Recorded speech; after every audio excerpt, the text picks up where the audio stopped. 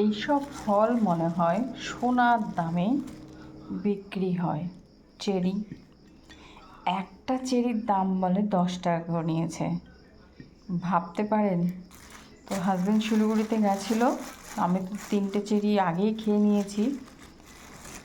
এতটা দাম ছিল না, জানি না কেন নিয়েছে, পাগল বোঝাতে মনে হয়। তো 12টা চেরি নিয়ে এসছে, 120 টাকা দাম।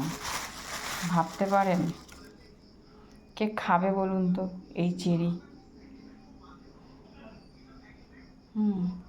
এই যে চেরি, চেরি ফল, এত কস্টলি ফল, বাবারে বাবা, খাওয়াও যা, না খাওয়াও তাও। তারপরে নিয়ে এসছে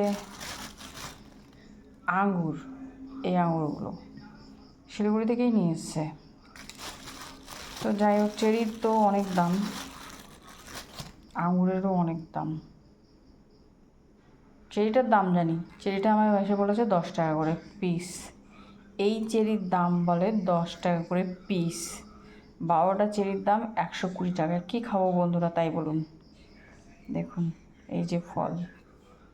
তো চেরি তো খেয়েছেন, দেখেনি, এটা জাপানিজ ফল। আগেও খেয়েছি প্রচুর, কিন্তু এত দাম ছিল না, জানি না আজকে কেন এত দাম নিল।